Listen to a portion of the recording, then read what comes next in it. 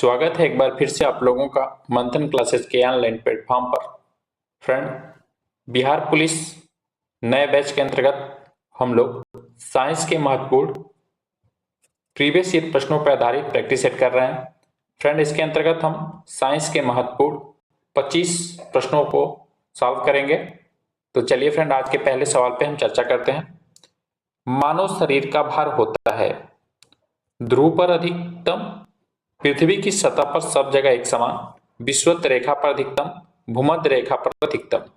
तो right answer हो जाएगा हमारा यहाँ पे पहला ऑप्शन, ध्रुव पर अधिकतम। फ्रेंड, ध्रुव पर अधिकतम होने का कारण यह है कि जो गुरुत्वीय त्वरण का मान होता है वो भूमध्य रेखा पर सबसे कम और ध्रुवों पर सबसे अधिक होता है, जिसके कारण जो पिंड का भार होता है, जो शरीर का भार होता है, वो भूमध्य रेखा पर न्यूनतम और ध्रुवों पर अधिक हो जाता है। इसके कारण मानव शरीर का जो भार होगा ध्रुव पर अधिकतम होगा। यहाँ पहला ऑप्शन हमारा राइट हो जाएगा। बढ़ेंगे अगले सवाल की तरफ। सड़क पर चल रहे एक कार के पहिए के बारे में कौन सा विकल्प सही होगा? लोटेनिक घर्षण ग्रेटर देन, स्थैतिक घर्षण ग्रेटर देन गतिज घर्षण। सेकेंड ऑप्शन दे रहा है स्थैतिक घर्षण ग्रेटर देन गतिज घर्षण ग्रेटर देन लोटनी घर्षण। थर्ड में दे रहा है आपका स्थैतिक घर्षण ग्रेटर देन लोटनी घर्षण ग्रेटर देन गतिज घर्षण, लोटनी घर्षण ग्रेटर देन गति घर्षण, स्थैतिक घर्षण। तो यहाँ पे सबसे बेस्ट जो राइट आंसर हमारा बनेगा यहाँ पे क्वेश्चन नंबर 2 का सेकेंड ऑप्शन, जो स्थैतिक घर्षण लगता है ये सबसे अधिक, इससे कम आपका गतिज घर्षण, इसके बाद लोटनीय घर्षण। तो राइट आंसर क्या हो जाएगा हमारा सेकेंड ऑप्शन। बढ़ेंगे अगले सवाल की तरफ। एक रोगी के शरीर के अंदर देखने के लिए क्या उपयोगी है? अवतल लेंस, उत्तल लेंस, प्रकाशीय तंतु, प्रिज्म। तो राइट आंसर हो जाएगा हमारे यहाँ पे सेकेंड ऑप्शन, उत्तल लेंस का प्रयोग किया जाता है। और उत्तल लेंस जो होता है आपका, इसकी बनावट की बात करें तो नीचे और ऊपरी किनारे संकरे होते हैं और मध्य में ये कैसा होता है, मोटा होता है, और इसे अभिसारी लेंस के नाम से भी हम जानते हैं उत्तल लेंस को। तो राइट आंसर हो जाएगा सेकेंड ऑप्शन। जब प्रकाश दूसरे माध्यम में प्रवेश करता है तब क्या होता है? उसकी आवृत्ति में परिवर्तन होता है, उसकी आवृत्ति में परिवर्तन नहीं होता है, उसकी चाल नहीं बदलती है, उसकी तरंग दैर्घ्य नहीं बदलती है। तो फ्रेंड, राइट आंसर हमारा बनेगा यहाँ पे सेकेंड ऑप्शन, उसकी आवृत्ति में परिवर्तन नहीं होता है। सेकेंड ऑप्शन हमारा इस सवाल का राइट आंसर हो जाएगा। फ्रेंड, जब प्रकाश एक माध्यम से दूसरे माध्यम में जाता है तो उसकी वेग या चाल बदल जाती है, तरंग दैर्घ्य भी बदल जाती है, लेकिन आपकी आवृत्ति क्या रहती है? अपरिवर्तित रहती है, नहीं बदलती है। तो यहाँ पे राइट आंसर क्या हो जाएगा हमारा सेकेंड ऑप्शन, परिवर्तित नहीं होता है क्या? तो आवृत्ति। बढ़ेंगे अगले सवाल की तरफ। सेल्सियस में 5 डिग्री फ़ारेनहाइट कितना होता है? इसको आपको सेल्सियस में बदलना है, 5 डिग्री फ़ारेनहाइट कितना होगा? तो फ्रेंड, एक सूत्र हम लोग पढ़े हैं पहले से ही, ये होता है आपका F - 32/9 बराबर C/5 बराबर केल्विन में K - 273/5। तो हमको इस सूत्र का प्रयोग करके, इस समीकरण का प्रयोग करके हल करना होगा इसको। तो F का मान दिया है 5, ये हो जाएगा -32, ये हो जाएगा 9 इक्वल C/5।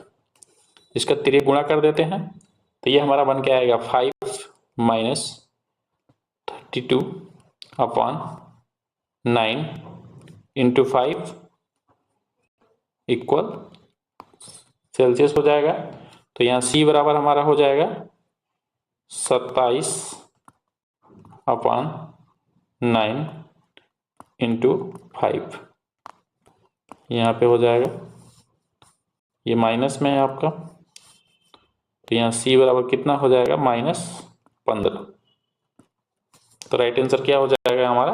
-15 degree Celsius. चौथा ऑप्शन क्या हो जाएगा, राइट हो जाएगा। बढ़ेंगे नेक्स्ट सवाल की तरफ। हाइड्रोजन बम किस पर आधारित है? नाभिकीय विखंडन, नाभिकीय संलयन, आधिक्य क्रिया, कृत्रिम तत्व त्वरण। तो राइट आंसर हो जाएगा हमारा यहाँ पे हाइड्रोजन बम जो है आपका नाभिकीय संलयन पर आधारित है, सेकेंड ऑप्शन राइट हो जाएगा। और फ्रेंड इसमें नाभिक अभिक्रिया होती है जिसमें दो या दो से अधिक परमाणु नाभिक को मिलाकर एक या एक से अधिक नाभिक और उप परमाणुविक का निर्माण करते हैं। फ्रेंड जो हमारा सूर्य और तारे होते हैं यह भी आपके परमाणु संलयन के द्वारा प्रकाश और ऊष्मा का उत्सर्जन करते रहते हैं। बढ़ेंगे अगले सवाल की तरफ।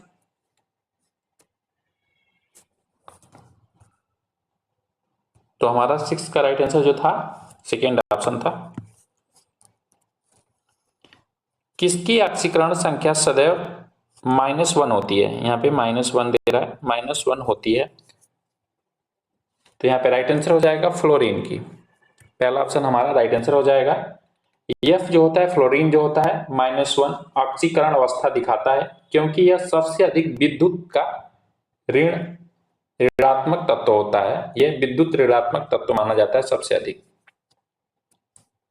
निम्नलिखित में से कौन सा एक प्रोटीन नहीं है? यहाँ पे नहीं है, सवाल पूछा जा रहा है आपसे।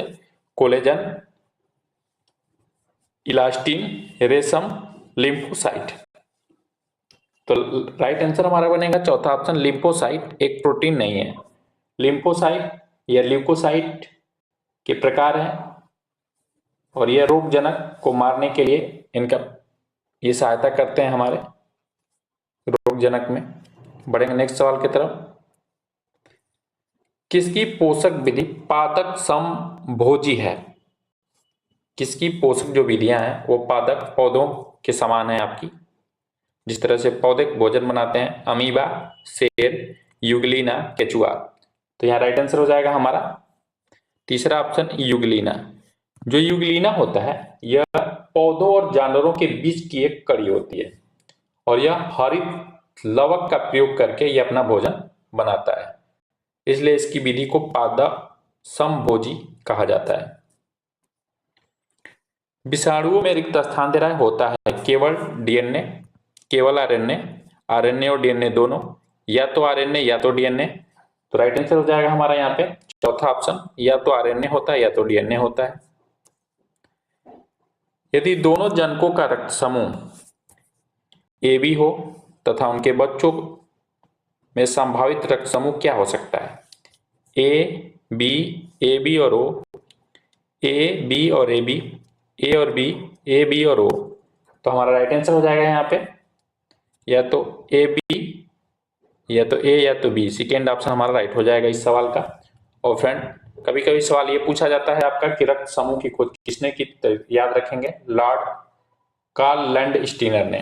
क्या? कार्ल लैंडस्टीनर ने रक्त समूह की खोज की थी।